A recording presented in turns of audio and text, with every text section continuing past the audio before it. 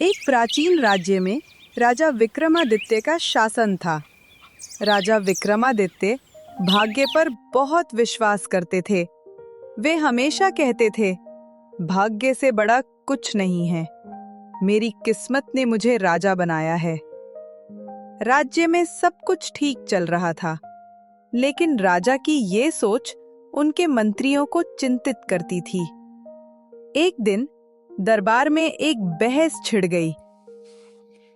मैं आज सभी मंत्रीगण के सामने ये घोषणा करता हूँ कि हमारे राज्य में एक बड़ा उत्सव किया जाए। जो व्यक्ति भाग्य की शक्ति साबित करेगा उसे मैं अपना आधा राज्य दूंगा। लेकिन अगर कोई कहे कि बुद्धि भाग्य से बड़ी है तो उसे उसको चुनौती देनी होगी और जीतना होगा। महाराज, भाग्य महत्वपूर्ण है, लेकिन बुद्धि से ही भाग्य बनता है। इसके लिए हमें कोई भी उत्सव की जरूरत नहीं है। हम इसे अभी साबित कर सकते हैं। ठीक है राधा, लेकिन अगर तुम हार गए तो तुम्हें यह राज्य छोड़ना पड़ेगा। एक बार फिर से सोच लो। दरबार में हलचल मच गई। राजा ने एक युवक को बुलाया जो भाग्यशाली था। नाम था भाग्यवान, और एक बुद्धिमान युवक, नाम था बुद्धिमान। दोनों को चुनौती दी गई, एक जंगल में खोए हुए खजाने को ढूंढना जहां खतरे भरे थे। भाग्यवान और बुद्धिमान राजा के सामने खड़े थे। राजा ने एक नक्शा दिया जो अधूरा था। मेरे पास एक अधूरा नक्शा है जो कि एक खजाने का है। बुद्धिमान, तुम अपनी बुद्धि का इस्तेमाल करो, और भाग्यवान, तुम अपने भाग्य का इस्तेमाल करो, और दोनों उस खजाने को ढूंढो। जो भी उस खजाने को पहले ढूंढेगा और मेरे पास आएगा, वह यह साबित करेगा कि क्या महत्वपूर्ण है, बुद्धि और भाग्य। महाराज, मुझे मेरे भाग्य पे आपकी तरह पूरा भरोसा है। मुझे आपके इस अधूरे नक्शे की कोई जरूरत नहीं। मेरा भाग्य मुझे उस खजाने तक अवश्य ले जाएगा। महाराज, कृपया आप मुझे इस नक्शे का अध्ययन करने दें। मैं इस नक्शे का अध्ययन करके ही योजना बनाऊंगा। दोनों जंगल की ओर निकल पड़े। जंगल घना था, जहां शेर, सांप और जंगली जानवर थे। भाग्यवान भाग्य पर चलता रहा, बिना सोचे।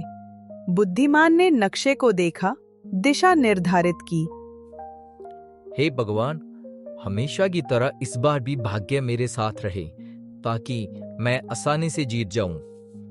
अचानक भाग्यवान एक नदी के किनारे पहुंचा, जहां एक पुल टूटा था। वह भाग्य पर कूद गया और गिरते गिरते बचा।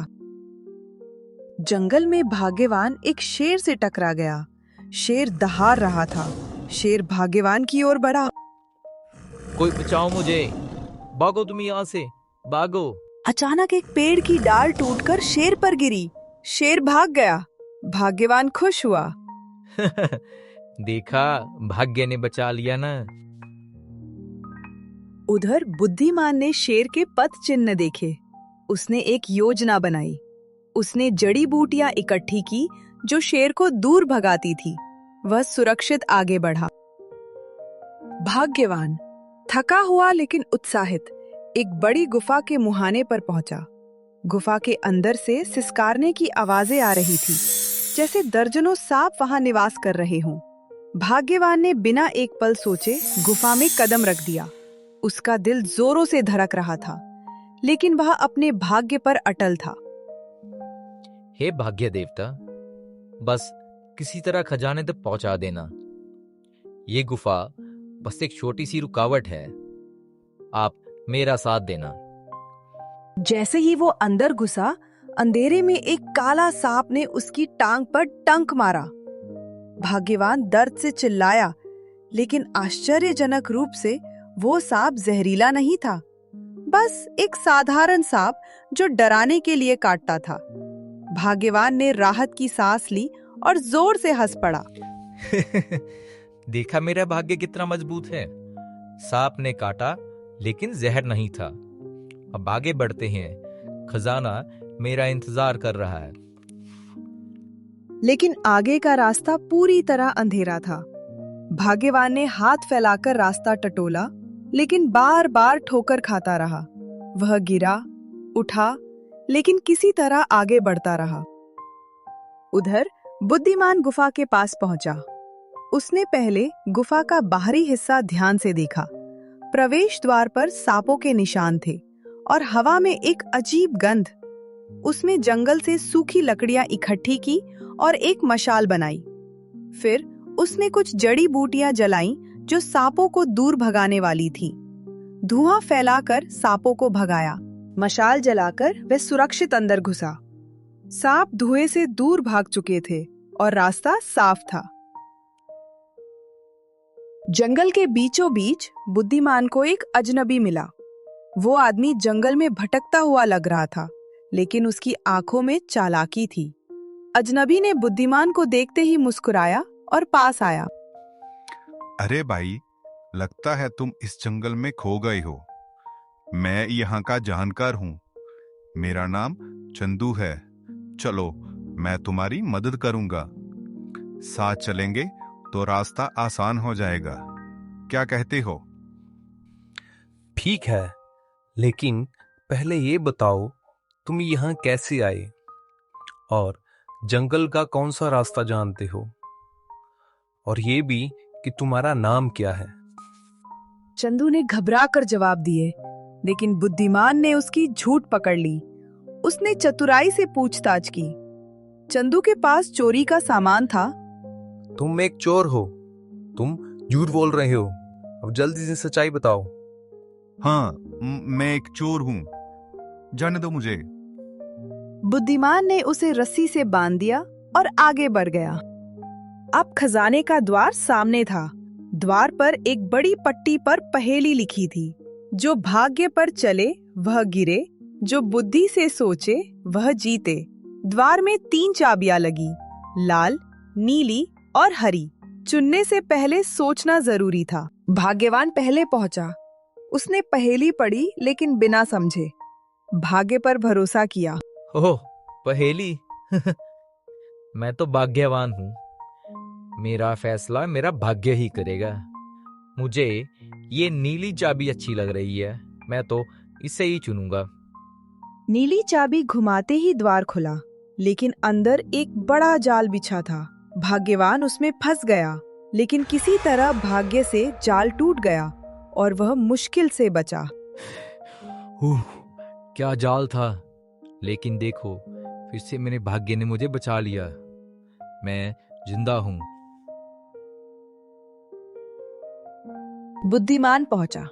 उसने पहेली ध्यान से पढ़ी और सोचा, लाल रंग खतरे का प्रतीक, नीली भाग्य का, क्योंकि नीला आकाश जैसा अनिश्चित, हरी बुद्धि की, हरियाली विकास की निशानी।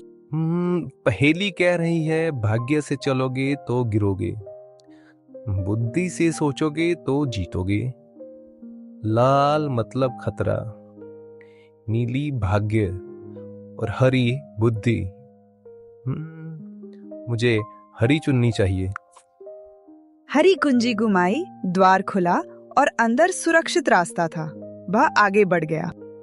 भाग्यवान भी बुद्धिमान के पीछे अंदर चला गया। सामने खजाना चमक रहा था, लेकिन उसके सामने एक विशाल राक्षस खड़ा था।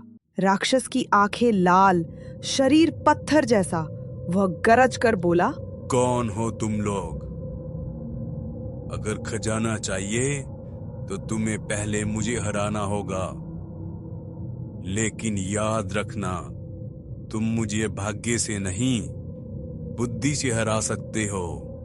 भाग्यवान ने पहले हमला किया। वह भाग्य पर भरोसा कर तलवार से वार किया, लेकिन राक्षस ने उसे आसानी से पकड़ लिया और बांध दिया।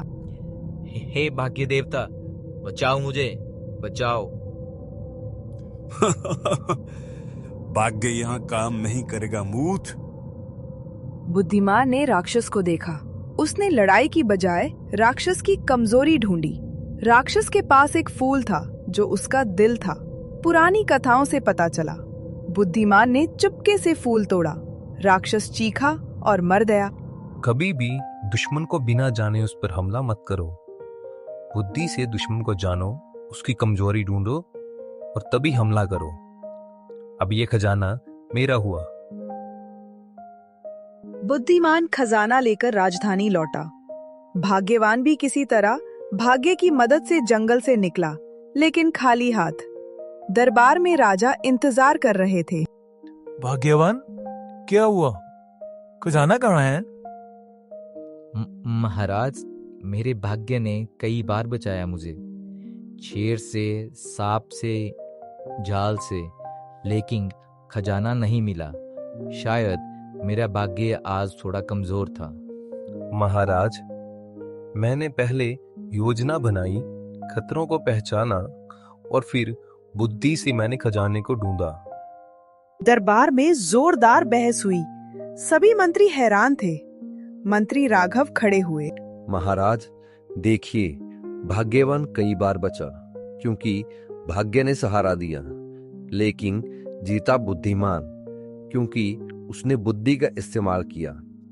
भाग्य सहायक है, लेकिन बुद्धि मुख्य।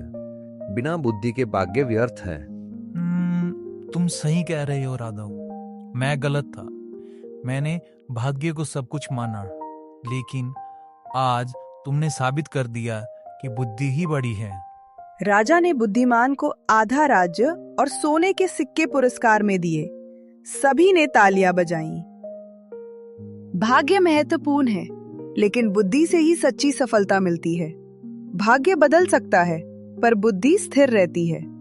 जीवन में योजना बनाओ, मेहनत करो तो भाग्य खुद साथ देगा। नई कहानियों के लिए कृपया हमारे चैनल को सब्सक्राइब करें और सपोर्ट करें।